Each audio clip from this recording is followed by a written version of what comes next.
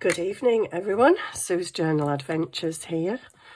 Oops, I've just been downstairs and made myself a sandwich and a cup of tea and completely forgot to put my inks away. What a naughty girl.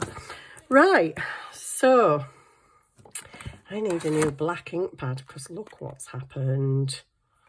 So that's going to dry up. I've been playing. So this is just a quick idea for you, very quick. We've all got loads of old books, or most of us have got lots of old books with old manky pages. And I saw, oh, this is months ago, but I saw Pam at the Paper Outpost doing a book where she has pages ready that she can just tear out. She was using inks, distress ink sprays and spritzing them, and she was stenciling. I think she did some stamping in them as well.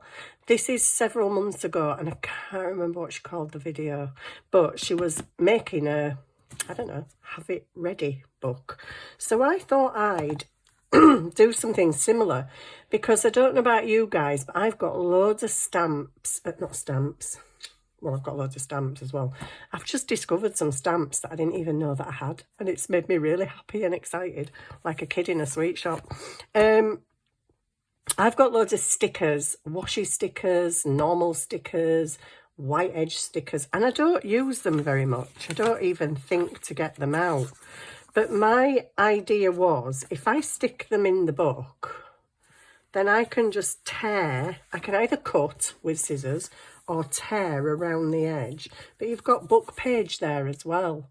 So if I was to tear around that, that's got some pretty book page behind it as the edge. So I've stuck some stickers in. And my idea was, if I were just sticking any stickers in, because I don't have to rip that out, that shape, I can just rip that bit out. But the nice thing about washi stickers, oh hello, the cat's here, is you can see through them. So you see the book pages through the back, but you can also tear it where it's round the edges as well. So I thought these were nice. I like these stickers anyway, but I forget to get them out. And I think sometimes you forget what you've got. So if you put a few bits of each thing in your book, you can have this book sat on your desk, and this can be a go-to, I need something to just stick on this page book. So if you ripped round them, you'd have the book page in the background. Could ink them up and they'd look really nice. So I've done bits of all sorts in here, and don't ask me why. I left a great big massive gap in the middle. I have no idea why. Excuse me. And then I started doing some stenciling. Now this is what Pam at the Paper Outpost were doing. She was doing ink splattering, stenciling, and I think she did some stamping. So if you want to make, say, a little book page envelope, you've already got some pretty paper. If you want to make some little book page pockets like we do, you've got some pretty paper, or some paper with some colour on it already. Excuse me. So you can see that I've done quite a bit of stenciling. Stenciling bits that I can just tear out if I want. Bits that I can use as an actual thing. But then I found these. And I was so giddy. I was looking for little stamps that I could just stamp down the edge, and then they're ready to either just tear out and ink the edges or cut out. I think these would look really nice backed onto some different coloured card, and then punch the hole through and put some nice ribbon in, just as really little tiny tags, just to maybe hang from a pocket or something in a journal. So if you've got any small stamps, stamp down the edges of your book pages. Which, as you can see, is what I've been doing here. So just going through, I didn't even know I had these, guys. I was so excited when I found these. I picked it up and put it on my block, and I'm like, I don't even know what this is. And I started stamping with them, and I'm like, oh my days, I didn't even know I had these. Just sticking washi tape stickers around the edge. so that you could just cut that out and that be a shaped book page, or whatever you want it to be. I don't know why the randomness of the feathers, but I just stuck feathers that day. But these, I was just thinking you can rip around them. But I've also been going and just stamping. So you could stamp pages, you could ink pages, you could stencil pages, and you've just got stuff ready to cut out. Because I love these edges of old book pages anyway.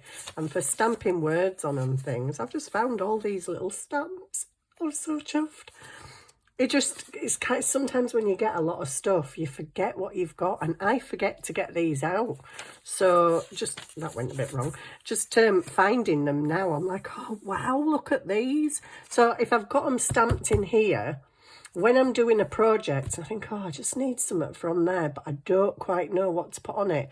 I'm not going to think to get these out, but then I can just look in my ready book and just tear something out. I can tear around a sticker, or just tear around a little stamp.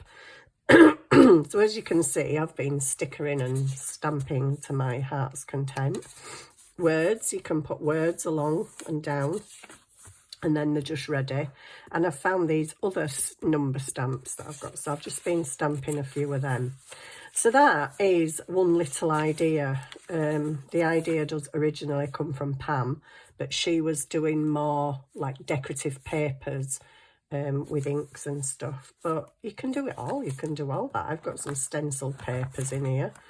I've got some stamped papers in here. So you can just use anything, really.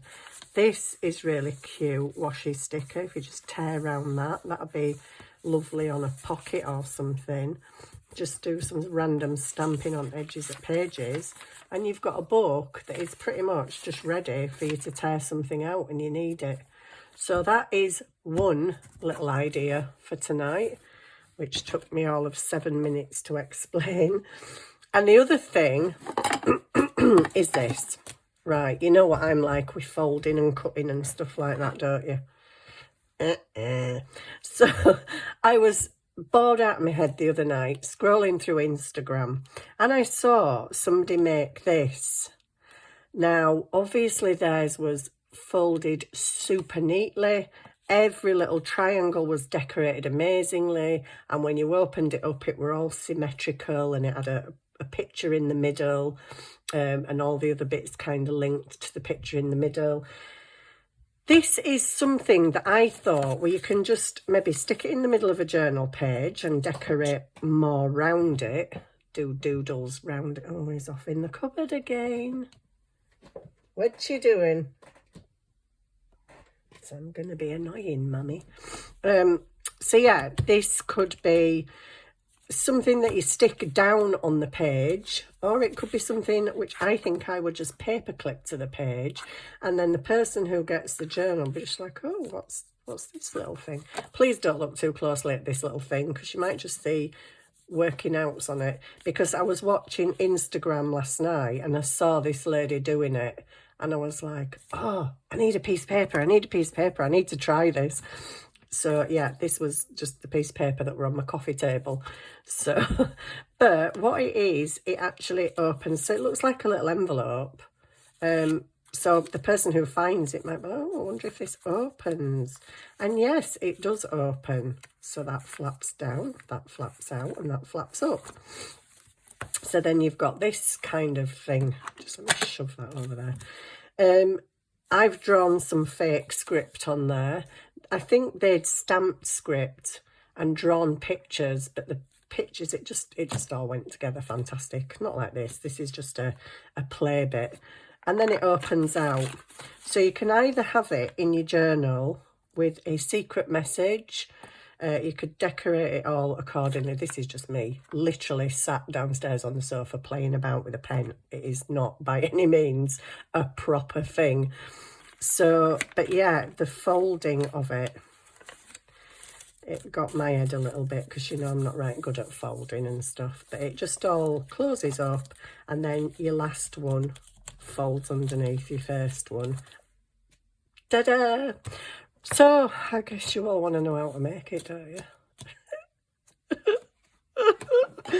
Okay, I'll try.